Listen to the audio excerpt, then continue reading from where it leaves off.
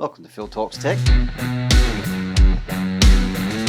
This video is in response to a comment on my YouTube channel about crimping terminals on to wires and how you do it. So a little bit of a tutorial. So this is a ferrule. This is what goes on the end of the wires. On your Creality printers, they don't have ferrules. They tin the end of the wires with solder, and that's not a good thing. It doesn't give a good connection on the screw connector and can actually melt your motherboard. So we'll put these ferrules on. As you can see, there's a box of ferrules of different sizes. You need to choose one for the size wire you've got. So you'll need some ferrule crimp pliers and some ferrules. I need to strip our wire first.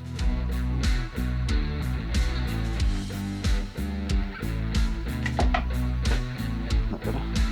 Okay. And choose the ferrule to suit. This red one will be about the right size for these. Yeah, it looks good. Fit the smallest one that'll fit on the wire you've got. And then we put them into the metal part into the crimper. Crimp them down hard all the way. Crimp down hard all the way. Make sure the wire stays in. And there we go, nice and tight. Screw into these connectors on your main board. Okay, and we'll put the ferrule in and then tighten the screw down on it.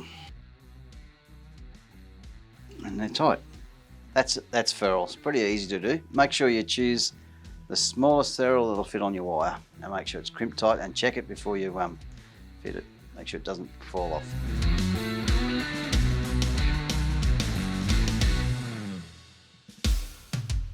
Next, I'm going to do some little Dupont style connectors. This is for a fan, hot end cooling fan on 3D printer. So yeah, they're very small. Not too good when you've got big fingers like me, but so I'll just have to cut them from the strip first. I'll need two of these. Okay, so I'm going to strip these two wires down. So I've got some copper and get ready to put it into the terminal. Just twist them together so they don't all fray everywhere. And I'll fold it back on itself so it's a bit more wire into the connector. Okay, so now I place the connector inside the crimp plier and bring the pliers down to hold it in position. And we're in the right spot, positioned over the terminals. Now I'm going to put the wire in there. Make sure the wire sits all the way in. Yep, and then we're going to push the pliers. You ready? Mm-hmm. Okay, and that's crimped. I'm going to release it from the pliers, it's a bit tight in there. And there we have it, fold it up and crimped in there nice and tightly. There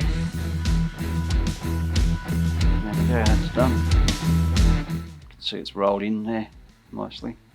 Now we're just going to slide these into the connectors, into our plugs, ready to go. And we'll just slide this one in, making sure that the locking tab is facing the slot.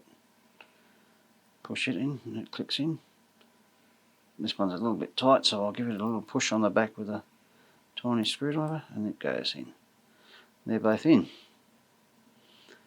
There we have it, the locking tabs are both there. That's done. Okay, so this is a new hot end I'm playing around with, and this is the parts cooling fans. And they'll plug nicely together there. You'll notice on the back I've got two wires going into each wire in the back because I've got two fans to one connector.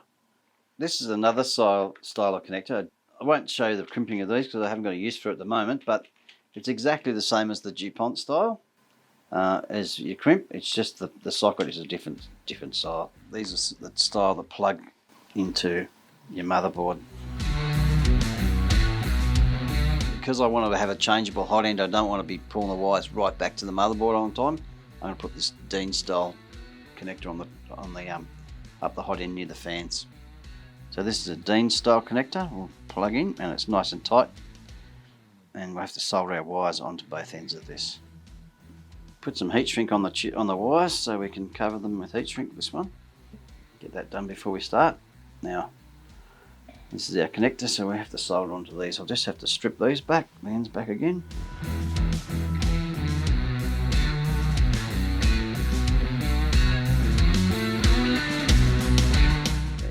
going to tin these wires first,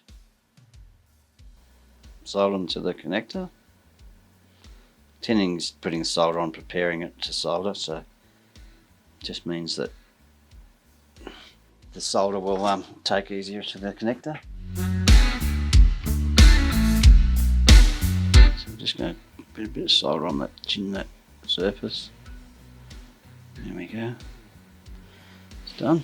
I have heat shrink on my cable already. Make sure you put it on before you solder. Then we'll just bring this in. We've tinned both sides. We'll just bring it both together. Solder that.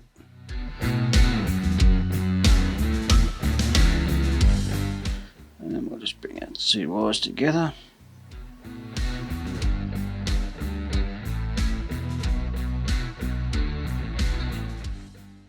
I'm using dual wall heat shrink with glue between the layers, and you'll see the glue in the back there just seals it all off.